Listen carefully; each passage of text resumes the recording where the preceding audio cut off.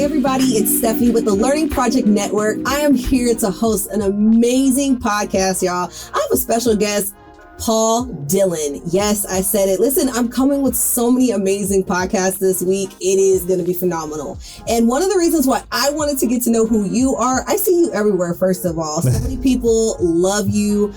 You've done a lot in the community, and I want to know who you are. And most importantly, you guys, I want you to know who he is. And why do I have him sitting in this chair right here is because he is running for City Council.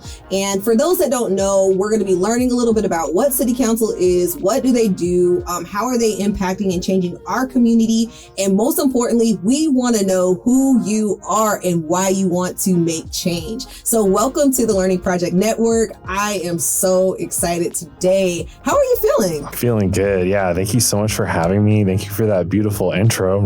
I'm humbled. So I'm feeling good. I'm tired, which is kind of the norm for me, but I'm feeling really good. Oh my goodness. So first of all, I've got to congratulate you on your new little one. Thank you. I am so excited. First of all, we're going to be talking about fatherhood, y'all, a little bit. Parenting. What is this life like? What is it like being an activist? I think that point of view is really important, and it's very much not talked about. And I feel like it's really near and dear to my heart because I'm an activist. I have a little one, and there's so many different things that you're thinking about when you're trying to parent and make a difference in your community. So, but before we get into any of that, tell us who you are and what brought you to Spokane. Yeah.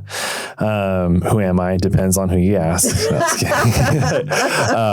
My name is Paul Dillon. I grew up in Indianola, Washington, and I always do this with my hand. Like, this is Washington State. We're here in Spokane, and this is the Olympic Peninsula, and it's kind of in the little spot of water in the middle of the Salish Sea. I love that. And it's a small town, 200 folks. Wow. It's on the Suquamish lands. Chief South, also known as Chief Seattle's, buried about 3 miles from there. And I grew up in just a wonderful community, very rural. It's very beautiful. And came out to school at Eastern Washington University and just immediately fell in love with Spokane. And I was really taken in by so much community here. One thing that really drew me to Spokane so much was the people that you find here and connect with from different nonprofits, activists. I just felt like I was home in a way, and you had to work a little bit harder here to get things done because for my values and my ideas and what I believed in, it's a little bit more of a fight, but that brings you closer to other people. And those wins are so much more rewarding, and you can see the difference. So that really brought me here, and it's been over 20 years now. Wow. So, okay. So I always call Spokane the black hole, which is like you have all intentions of leaving Spokane, and you're like, I'm out of here. And then you're like, you get somewhere and you find your people and you connect with your community, and then you're like, oh, I guess I am going to stay just one more year, and then it's like 20 years later. And so I'm really glad to hear that you felt like this was really like a place that you connected with, and it felt like home to you, and that makes me really glad to hear, and it makes me understand a little bit more about who you are. So when you came to Spokane and you felt like this was home, what was the first indicator for you that you were like, I want to be a part of this community and I want to make change? What was it? Was it something that you saw, you read, you studied about? What was the click for you?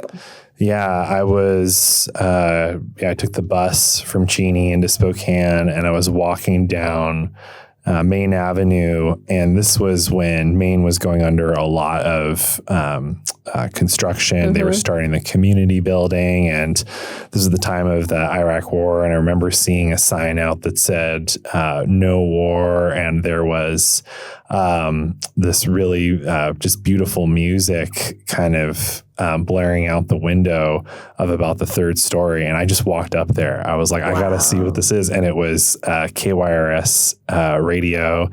And in there was Lupito Flores and John Snyder. And they were just getting it started. Like, it was just like bubblegum and like I don't know how they were running this like low power station. And years later, I ended up working for John. You know, he ran for city council.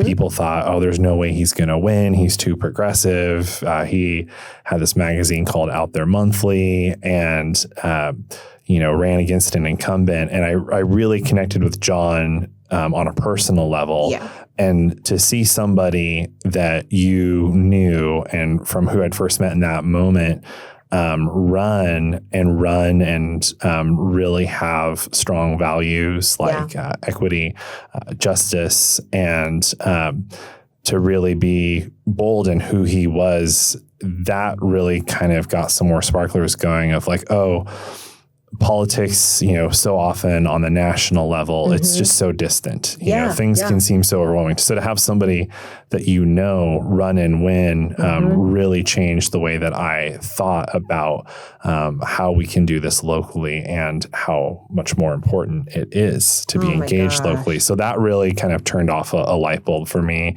But I'd been doing other stuff too. I really got started in environmental advocacy. My friend and I, For those that don't know what environmental advocacy is, talk to us about that. Yeah, absolutely. You have to sum it up real quick. Yeah. I mean, education on climate change, specifically for this region, protecting the Spokane River. I think it was around that time that the Spokane River was listed as one of the top 10 most polluted waterways in the country. Wow. And a lot of that is because of our history of, mining and lead that had come down from North Idaho. Yeah. And so I did a lot of awareness around those issues, specifically to a lot of poor rural communities in North Idaho where there was lead in their pipes, in their waterways, just terrible, terrible stuff, stuff that the government was also involved with. And they were supposed to come in and clean up the issue, but in a lot of ways they made it worse. And so that was really, again, kind of how I got started and just started to meet a whole network, I think, of amazing people in the city that still look to today. Yeah, so. I love that. You said something that I really want to touch on because there are so many people that say this keyword and then everyone's like, oh, okay.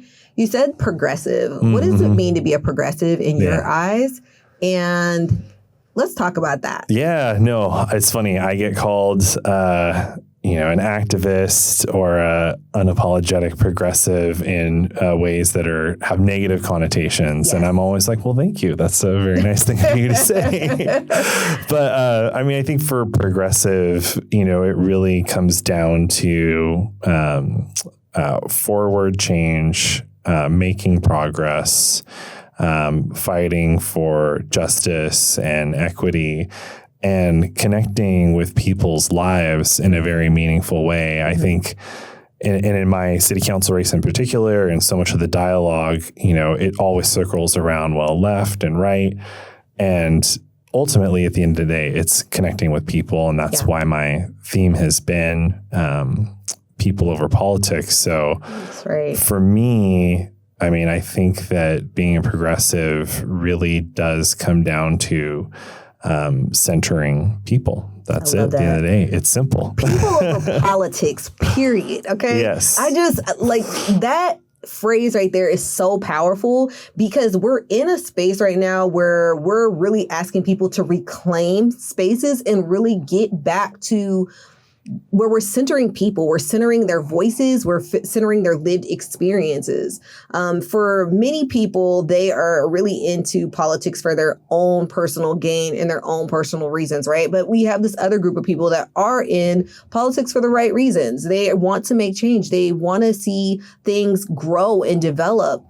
For you, what does it mean to be in this space running for city council, and why is it important to you? Yeah, that's a great question. And you hit on a couple different pieces. And the question of, I think, those spaces, it always returns to power. And, working at Planned Parenthood and just learning so much in the years of advocacy through Planned Parenthood. And we would talk about this a lot, about people's relationships to power and our relationship to power, and how power is a neutral term. There can be good power and there can be bad power. Yes. And so I think on my campaign and just my general perspective and why I wanted to run, it's shifting people's relationship with power. Ooh, can we stop right there? You have to say that again for the person in the back. That, y'all, can you please say that one more time? Yeah. It's about shifting people's relationship to power, because I think that, again, the idea of power, whether it's good or it's bad, I think that there is this feeling sometimes of helplessness, of, cynicism, or the system does not work for me. And that's not just that it doesn't work for you, it's by design that it does not work for you. Yeah. And we talk a lot about, I think in Spokane too, and we've started to see this change of, a lot of these kind of dominant voices and conversations where that is sort of seen as, the most powerful, and that's often tied to wealth and money. Yeah. And it's funny too, sometimes, anybody that knows me know this isn't true, but, you're not collaborative or you're a bomb thrower. No, it's just that I don't agree with you, because there is this view of, if you're not agreeing with me, then you're in the way. And I feel like too, wealth and money and power can often drown out so many of the conversations where a lot of voters in the district don't have access to be able to engage, whether they're, parents and you're a working family, it's hard to come down to city council on a Monday night or how to connect with them. And so, you'll see these calls to action from different groups, like, let's show up and let's kind of take over the city council meeting. Wow. And you have to really move back and put that in perspective. And so for working families to engage, for people to really change those relationships to power, I hope that as someone from a working family, somebody who lives in East Central, somebody who has, been a renter, knows what it's like to see a massive rent increase, somebody who's been poor, somebody I think, who can make himself accessible and his office accessible and meet people where they're at in an authentic way. Hopefully that will help shift these conversations around power in the city. Wow. Listen, I have listened to a lot of people talk about power, and we've talked about, the people and what they need and how they need it. But the way you said that was a very different perspective, and maybe not a different perspective, but the way you put it was very plain. And it really connects with that sentiment, people over power. And that is where we're at in our community. Where are we going to be focused more on who's got the power, or are we going to focus on how are we going to make our community better? Because everybody sees that the community is really struggling. You said something really interesting just now, that you understood what it means to have a lack and be in almost poverty. Can you tell us a little bit about your perspective on the houseless crisis that is going on in our community? And what do you feel like you can really do to make a difference in that? And if you don't feel like you can make a difference in that, what do you think we just need to do in general? Because I feel like so many people are not, I don't know, everybody has an idea, but no one's actually doing anything. And it's just, for me, I feel like it's snowballing. So, and maybe we should even start here. Why do you think we have this crisis? And what do you think we need to do about it? Yeah. Well, homelessness fundamentally is because of the housing crisis. I mean, that is the main driver. And then I think that I heard it was said really well from Julie Garcia from Jules Helping Hands at one of the homeless regional authority meetings. How we talk about people is how we treat people. And I think that we have a problem in Spokane with how we stigmatize folks that are experiencing homelessness. I've knocked on about 5,000 doors so far. Let's go. And you brought your baby to one of those door knocking days. I remember you talking about that. Yeah. And I've doorbelled everywhere from East Central onto Eagle Ridge. And the majority of folks have affirmed what I really fundamentally believe from the beginning, that we need a more compassionate, humane approach in the city. Because at the end of the day, again, I want people to know where I stand, and that is housing is a human right. Yes. One of the main reasons that made me want to run, last year, I was volunteering down at the Spokane Convention Center. Mm-hmm. It was January 2022, and it was just frigid temperatures. I mean, like 13 degrees. I was helping deliver meals, and I was looking around, and the convention center was never meant to be a shelter. It was temporary, but that was because the city did not have a plan, even though we know how Spokane can get in the winter and in the summer. We have extreme temperatures. The city council passed an ordinance saying that the city had to mandate cooling shelters or warming shelters in those different seasons when we saw extreme temperatures. Mm-hmm. And as I was serving meals and looking out, and people were just sleeping on these, almost like these little temporary cots that were put on the floor. And there was a sign that went up saying that everybody had to leave by 8 a.m. the next morning. And the temperatures called for it to be about 15 degrees. So this was clearly in violation of the city's own law that they had passed. Wow. And so we just keep getting in these cycles where we don't have a plan. We know what the challenges are, but we're just not doing enough to address it. Mm-hmm. And in many cases, I would argue, making it harder for folks who are experiencing homeless to hope they leave, to hope they go away. Wow. And I think it's wrong. I think we need a different approach. I have been cautiously supportive of the regional homeless plan that's coming together. I think it is great to have resources pooled together. We got to talk to the Valley. We got to talk to Cheney. We got to talk to Liberty Lake. We got to talk to other cities. This really is much bigger than just the city of Spokane. But I have a lot of concerns around the detention piece.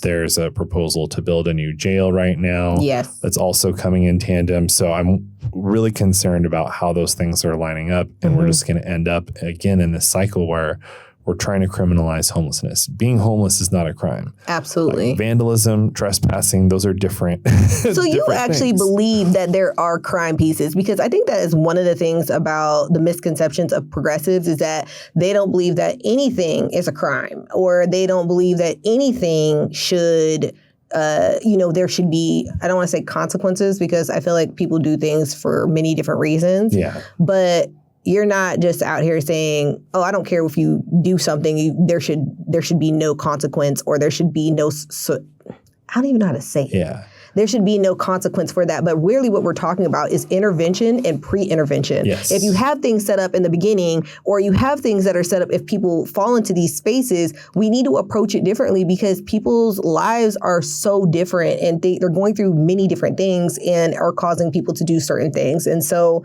that's what I hear you saying. Yeah. Is that correct? Did I hit it? Did I miss it? Yeah, mostly. I mean, I think that, I saw last year there was a candidate, Matt Larkin, who is running for Congress, and he said, make crime illegal again, sort of implying that progressives have, changed the rules. And it's like, well, no, like if something's illegal, it's already illegal. But we keep trying to sort of move these goalposts, I think, in a way that is really inhumane and makes it inhospitable inhospitable. Yep.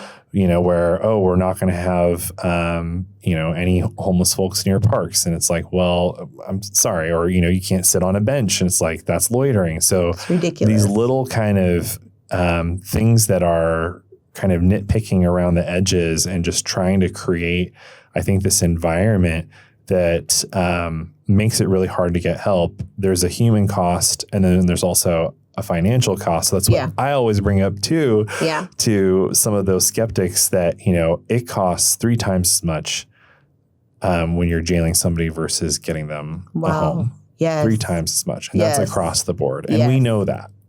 But we keep going back, and sometimes I just feel like I'm in a time machine. Like, it's Back to the Future, trying to go to the 80s with these policies that we know don't work, but we keep perpetuating these same cycles. And a lot of that comes down to fear. It's fear mongering. It is pointing the finger. And I think too, it's not funny, but this was one thing I learned in doorbelling, where people are like, oh, well, we need your, you're going to be a fresh voice. And I didn't think of myself that way because I've been doing this for a while. Yeah. But it brought it in perspective of just about how many folks characterize things as being so bad. They're so negative. Like, downtown is just like this war zone. And again, like, we know, you go out on a first Friday. We love going downtown. There's restaurants, there's music, culture, the park. I mean, downtown is a gem. And yes, there are challenges, but let's talk about it in a way that's real and not hyperbole and just trying to manipulate and confuse people into voting for you. Well, they say the definition of insanity is doing the same thing over and over and expecting it different. Like, that's where we're at. And that's what you're talking about, really, is that we've got to look at these things differently. We've got to make some changes. And part of those changes is listening to people. So how are you listening to people on your campaign to really get the solutions? Because you're talking about a lot of different experiences. And listen, look, Paul is out there, okay? He is out there. You'll see him in a lot of different spaces. And so I definitely know that you're in a lot of different spaces, but how are you getting diverse lived experiences about the things that people are going through so that you can really help create a voice for them? And which voice really sticks out? I know that you're doing a lot of different, going to a lot of different events, different things, and maybe even sharing an event that you went to where you were able to center some of those lived experiences and hearing those voices. And what did it make you think about if you become elected into city council? Yeah, thank you. I mean, I think that I go to as many events as possible. One thing that I think has really been a shift in my outlook while campaigning is doorbelling, because you are off of. It's not social media. Sometimes when you do go to a lot of our events, and I love a lot of our events in the city, but you'll bump into, folks in your network, and like, it really is a chance to get out there in a way that is so direct and authentic, and to have those one-on-one conversations. There's been countless experiences. I think, one that, I'll just bring up yesterday, I was doorbelling kind of close to the I-90 freeway, around like 5th Avenue near the hospitals. And, you get the freeway noise. A lot of these apartments, are lower income, and there were on the sidewalks, I was looking around and I was like, gosh, I mean, they're in bad shape. And this guy stopped me as I was doorbelling. He was out on his porch and he was in a wheelchair. And we talked for 30 minutes. And he just said, you can go 10 blocks almost up from here up to like South Monroe. And there are no accessible ramps for me. At all. And, I got ticketed for taking my wheelchair into the street. Like What? I had no other option. I had no choice. Like what was I supposed to do? Eventually the officers dropped the ticket. As they should. But I think for our disability community, talking with him, hearing firsthand about his experiences, the challenges with getting to, he wasn't near a transit line. The roads were in disrepair. I mean, this area has been forgotten by the city. And again, I think, being able to get his name, his contact info. I worked on an ordinance years ago where if a street was being redesigned, it would consider all users, including making sure that it was in compliance with the American Disabilities Act. And that was great, but it again shows how there was missing pieces. And so for the city to only do this area when it's being redesigned, and I mean, again, it's probably been 40 years since anything's happened here, is completely unacceptable. And it was heartbreaking.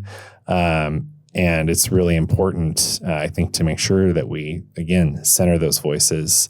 I want to reach back out to this person, try and get them more involved with my campaign and on our policy discussions. Another piece, too, where I live I'm like right over on 12th off of Perry, and this whole discussion about parks after dark. And, my goodness. Trying to issue citations after 10 o'clock. Yes. And, it's hot out. People like to go out in the evenings, and we have a very large Marshallese community in the neighborhood, and they'll often have cookouts. It's multi-generational, a lot of monolingual speakers. Yes. What is going to happen if an officer tries to go up and issue a citation? Absolutely. And folks don't have a translator. They might not understand. And so, again, when we think about these discussions around equity and justice and about how decisions are being made without folks that are impacted in the room, we see these really terrible outcomes that I think are unacceptable as a community. I totally agree. And let's just talk about that whole ordinance. Like that ordinance really fired me up. And I was like, I want to do something that really focuses on solutions. And so we wanted to create a program where teens can get involved with different organizations and learn how to do a lot of different things. We don't, it's one thing to get all of these adults ready to go to petition against something or to talk about something. But one of those populations that people were really concerned about were teenagers. And they were like, what if these teenagers are in the park and then they're subjected to something? And I was like, you know what?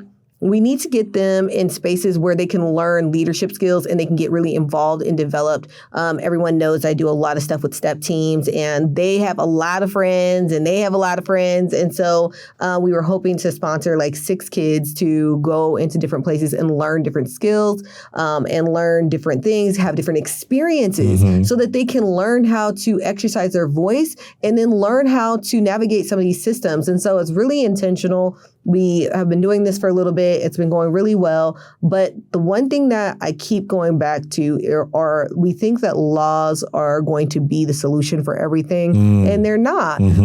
It's having these community discussions, helping people get connected to the right information, listening to lived experiences. Why is the park so important to those families? You know? Yeah.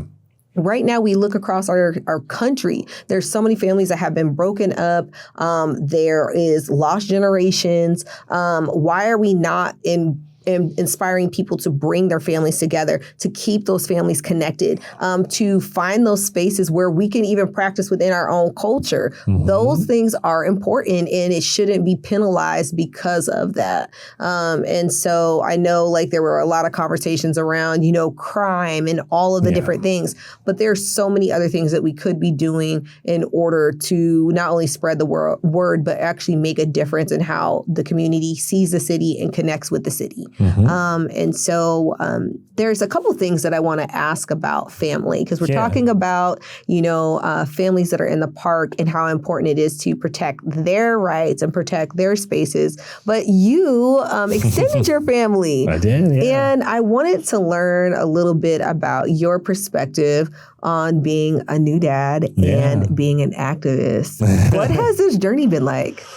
It's been incredible. I'm so grateful. I'm nothing without my wife and the mother of our daughter. I mean, we've been in this together from the get-go. We knew that it would be hard. This would be a hard time running for office. But we've been able to make it work, and I think really find a balance. And I know I'm not supposed to say this as much, but she's a really good sleeper, so I feel really lucky there. And that's been an incredible.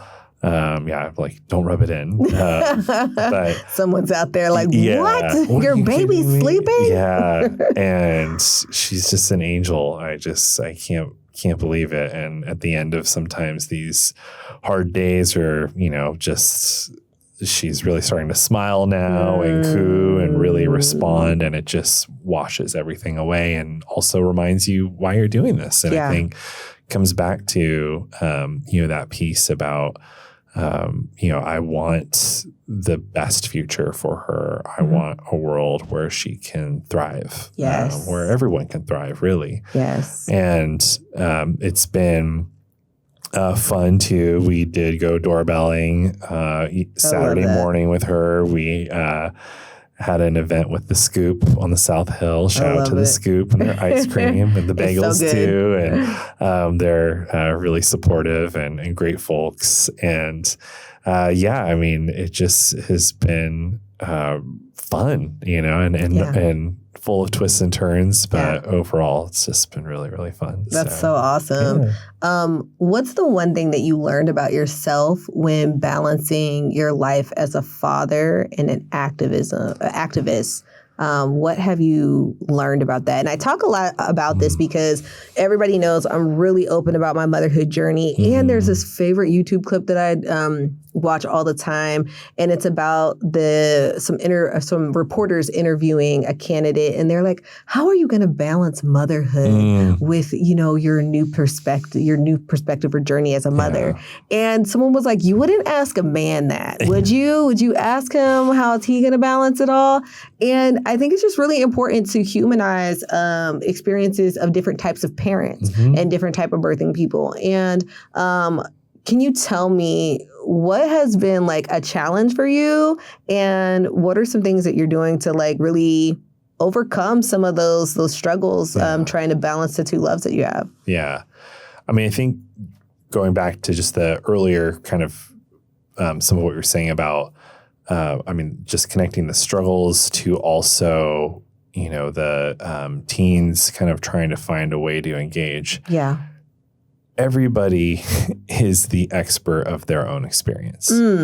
And I've always believed that. And this journey has been really affirming that. Wow. And you don't know what you don't know. And again, going back to like the relationship with power, there's not a lot that actually does separate someone from city council. I mean, they're people too. They might have other jobs and they have their own experience that they're the expert on. But when it comes to passing laws and thinking through these different policies, that person that I mentioned who is in a wheelchair and has to go in the street because they can't access, they are the expert on their own experience. Absolutely. And know what the law should look like. Yeah. I think that this journey has been really affirming that. It's been challenging navigating our healthcare system. Yep. You know, it's intimidating, it's bureaucratic, and this comes from somebody who's worked in healthcare. Yep. It's not easy, and it's really easy to get frustrated and overwhelmed. I think too, you know, when you're running for office, you're going to have just a lot of voices. Yes. And you have to set very careful boundaries. And that's something that I think I've gotten better at. People that don't know you, that, you know, have never met you before will tell you, oh my gosh, you're doing amazing. That was the best. Or they'll tell you you're terrible. You know, you're not speaking well. You really bombed that speech. And, you know, you were like, what were you wearing? You know, why were you wearing a t-shirt? And just, you kind of have to zoom back and really focus on your people and people that are not really hyper involved in politics. People that you trust, and connect with that circle throughout this process and kind of have your team. And that's something that I've relied more on, especially in those challenging times. Because it can be really easy to kind of get lost with all the feedback that you're getting. And then at a day with my wife, who's the love of my life, and our daughter, and we make sure that, you know, we're together. And try and set our schedule in a way that is really accommodating. I mean, I go doorbelling for 2 hours a day, and 2 hours I'm done, like, and I'm back home. You know, that's it. Try and carve out a little time in the afternoon, and that's it. And I think really hold myself to that. I was actually talking with Betsy Wilkerson about that and the importance of her grandkids. And she's like, when I am with my grandkids, like, that's my time. Like, you don't, you know, so you have to really set strong boundaries. And that can be hard to do, but you're doing it because it's worth it. So there are a lot of statistics out there that are showing that men actually have postpartum symptoms. So they can have anxiety, depression. They can go through a long line of panic attacks, all of these different things, this anxiety. What do you feel parents are missing in being supported? If you want to speak to that from a fatherhood perspective, awesome. If not, you can kind of take that wherever you want. But I feel like our community is missing that conversation around parents and supporting people. We're starting to see so many single dad, y'all, like even within our organization, the Shades of Motherhood Network. We are getting calls from single dads that are like, we need support. I don't know what to do with this little baby. I'm not sure how to navigate this space. When you hear that, what does it make you think of? And do you feel like that's something you would be able to help support in the city, in the community some way? Well, I'm always thinking through policy, so it's universal childcare. So that's just the bottom line. You know, I mean, that's it. And getting that support and having a place where you can take your child and they're educated and they're supported. I love that. That's really it. And I think that it's long overdue. The decisions that parents have to make, the trade-offs, and how you balance time, resources. You know, our society really does make it so hard on parents. Absolutely. And, you know, if you're fortunate to have, you know, family nearby, we don't, you know, I mean, they've been able to come visit and help. And we have an amazing friend group too that has been so helpful. And I think for men specifically, I mean, a lot of it comes down to just toxic masculinity and tough exteriors. And I feel like we are making a lot of headway and been able to have more discussions around that, which has been really, really helpful. The importance of therapy and being more open. Certainly, a lot of progress has been made in the last decade. And so a lot of it comes down to, communication, I think, and having a really, really supportive network. Absolutely. These have been such great questions that we were asking you. You're giving us a lot of great information. And we want the people to get to know who you are. Yeah. And I feel like today we've been able to really talk about what does it mean to humanize people who are in politics. They're not politics. They're in this for a reason, and they're there to make change. Before we end our podcast today, I would like to know what's one inspirational message you want our listeners and viewers to hear from you today? Oh, that's a great question. Well, one of my favorite quotes is from Dolores Huerta, who is 93 years old. And I just saw last week she's still advocating for better rights for farm workers. So she worked with Bobby Kennedy and Cesar Chavez and came up through the 60s. And again, she makes it so simple where housing is a human right, healthcare is a human right. But every person is a potential activist, every person an organizer, and every moment is a chance to change the world. And I really do think about that because we're only here for a little bit on this earth. And I think that in these conversations and how we interact with people, it really is a chance to make some big change. So. Oh my goodness. This has been so amazing. If people want to support your campaign, want to learn more about you, where can they go? Yeah, go to votepauldillon.com. Has a lot of information about where I stand on issues, more about me, who I'm endorsed by, and my stance on a lot of different policies, and also ways to get involved. You can volunteer, you can donate.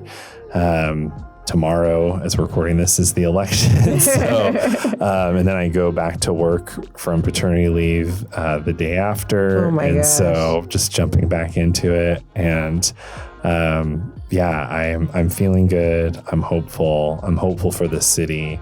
I think this city is ready for change, and I hope to be there helping move us forward. Absolutely. I want to thank you so much for being here today. And most importantly, y'all, I want to thank you for taking this journey with me. I love talking with people, bringing people right here to the Learning Project and asking great questions to get to know who they are. And sometimes our questions, they get a little crazy. We're all over the place, but that's that coffee shop feel, you guys. That is what we want. We want to be able to nourish each other's soul, mind, and spirit. Until next time, thanks for joining me, Stephanie Courtney, here at the Learning Project Network. Until next time.